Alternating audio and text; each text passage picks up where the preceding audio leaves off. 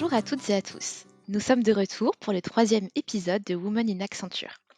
Une fois par mois, nous rencontrons une femme inspirante dans le domaine de la tech et nous échangeons avec elle sur son job, ses aspirations, mais aussi sur un sujet qui nous tient tout particulièrement à cœur, c'est la mixité dans nos métiers.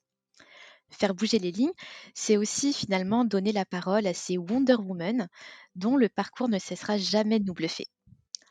Aujourd'hui, on vous embarque dans l'univers de Pauline Vernet, qui est consultante en transformation RH chez Accenture. Et puis, pour la petite anecdote, c'est moi-même qui l'avais recrutée il y a maintenant 2 ans pour son alternance. J'ai donc hâte de voir ce qu'elle est devenue depuis. Bonjour Pauline, merci d'être présente aujourd'hui avec nous. Bonjour. Alors, Pauline, tu es consultante chez Accenture et tu as donc démarré en tant qu'alternante. Je me demandais si tu avais toujours eu envie de faire ce métier ou si tu avais peut-être d'autres aspirations lorsque tu étais petite. Alors, en effet, j'avais d'autres aspirations puisque au tout début, j'avais pour volonté vraiment de travailler dans les ressources humaines, mais sur un poste assez généraliste. Et en fait, lors d'un forum, au sein de mon école, on m'a conseillé de plus me tourner vers le recrutement et on m'a dit, en fait, tout simplement que c'est ce qui me permettrait, d'ouvrir les portes vers les ressources humaines.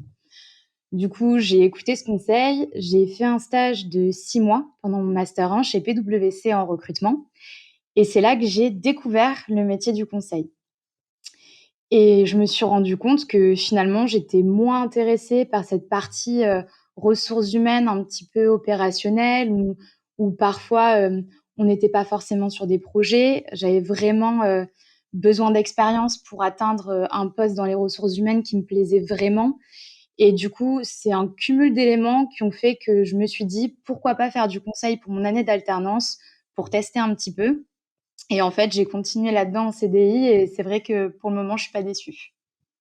Super, donc finalement, c'est les opportunités et les échanges que tu as eus dans ton parcours qui font que tu es arrivée jusqu'ici aujourd'hui. Exactement et je m'y attendais pas du tout et en effet, quand on se laisse porter, ça peut être très bénéfique parfois. Tout à fait. Et est-ce que tu avais peut-être un idéal, un rôle modèle féminin ou pourquoi pas même masculin qui t'a inspiré pour te lancer? Hem, non, pas particulièrement. J'avais pas, un modèle en tête. C'est vrai que on m'a parlé du conseil. J'ai parlé en fait directement au sein, de la cellule de recrutement chez PwC et ensuite j'ai pu rencontrer quelques personnes qui m'ont parlé de ce métier, mais j'ai pas eu une figure très inspirante. En revanche, dès que je suis arrivée chez Accenture, c'est vrai que là, j'ai rencontré des femmes qui étaient très charismatiques, je trouvais qu'elles avaient une élocution incroyable, quand on les écoutait. Enfin, pour moi, c'était vraiment impressionnant, d'autant plus que je venais d'arriver et c'est vrai que chez Accenture, j'ai vraiment croisé des personnalités assez impressionnantes et des femmes assez inspirantes et impressionnantes. Et du coup, justement aujourd'hui, dans ton job au quotidien, qu'est-ce qui te plaît, peut-être plus particulièrement? Et finalement, comment, l'alternance a peut-être, pu t'aider dans le rôle que tu occupes? Alors ce qui me plaît avant tout dans ce métier, c'est vraiment la polyvalence et l'apprentissage au quotidien. Pendant mon apprentissage, j'ai participé à 2 missions. Une première qui était, plutôt tournée vers le change management, donc c'est tout ce qui va concerner, l'accompagnement des collaborateurs dans l'appropriation de nouveaux outils et de nouveaux modes opératoires, par exemple. Et j'ai eu une deuxième mission qui portait sur la mise en place d'une instance de formation. Et j'ai aussi participé à la création, de tout ce qui est processus de recrutement et processus d'onboarding. Et en fait, on le voit bien, ces 2 missions, c'est 2 univers complètement différents. Et ça prouve bien qu'on va toujours être dans l'apprentissage de nouvelles choses et on s'ennuie vraiment rarement. On change de mission régulièrement, c'est rare de rester plus d'1 an sur une mission et c'est grâce à ça, en fait, que le conseil va être un accélérateur de carrière. Le fait d'être confronté à de nouvelles situations, de nouveaux secteurs, nouveaux contextes, des enjeux différents en un temps très restreint et court, ça va nous permettre de cumuler des connaissances, des cas d'usage, des retours d'expérience et on fait tellement de choses en une année qu'on a l'impression, en fait, de vivre plusieurs années en une.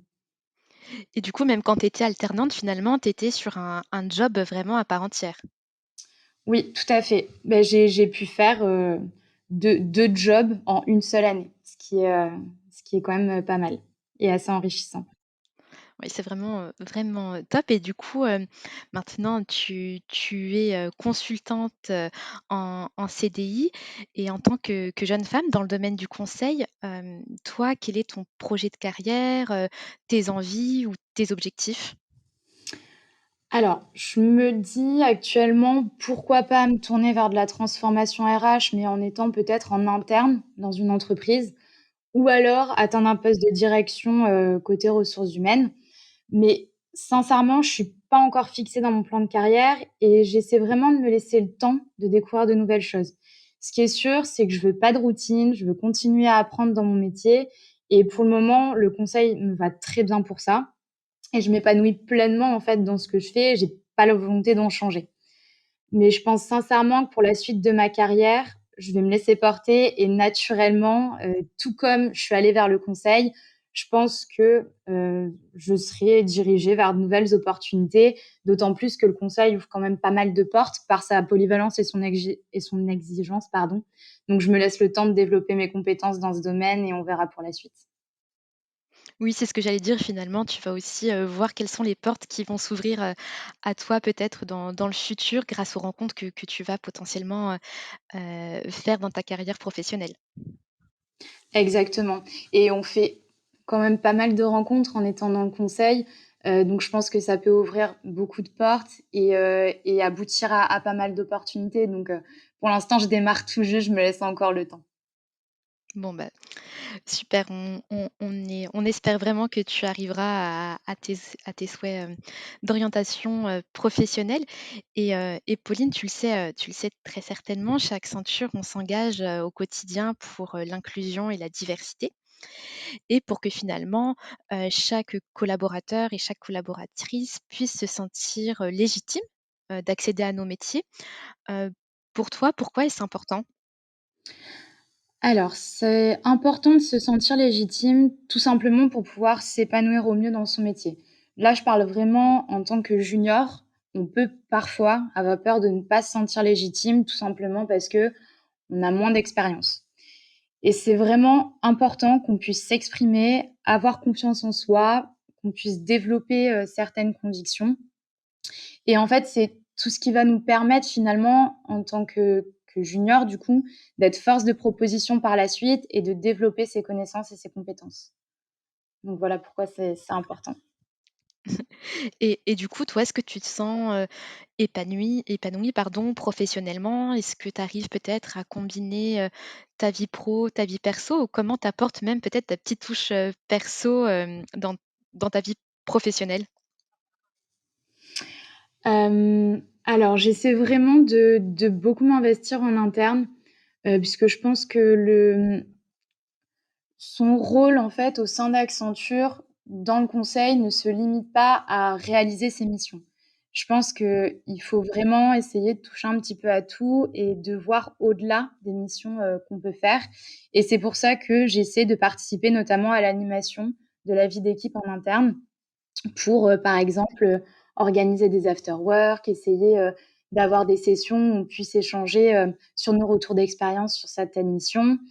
Il va y avoir également, par exemple, des podcasts qu'on va réaliser en interne, mais plus sur, des sujets tabous. On va essayer de faire des rencontres, au sein de l'équipe puisque tout le monde ne se connaît pas encore, puisqu'on a eu, du coup un regroupement entre 2 entités il y a pas longtemps donc on a un petit peu fusionné, on est une nouvelle, grande famille maintenant et on apprend encore à se connaître. Donc ça va être vraiment plein d'éléments que je vais essayer de cumuler au quotidien et je vais essayer d'apporter ma petite touche sur tous ces événements, et ces projets internes et c'est ça aussi qui est très stimulant, c'est qu'on ne se limite pas à faire une seule et même tâche, c'est très polyvalent et très diversifié, au sein du métier. Oui, donc finalement, tu arrives, au-delà de ton job, au quotidien aussi, t'investir dans la vie d'équipe et bah, pour t'épanouir toi, mais aussi, toute l'équipe. Exactement, c'est l'objectif. OK et comment finalement tu penses qu'Accenture, ou même le conseil, t'aide toi à t'épanouir aujourd'hui?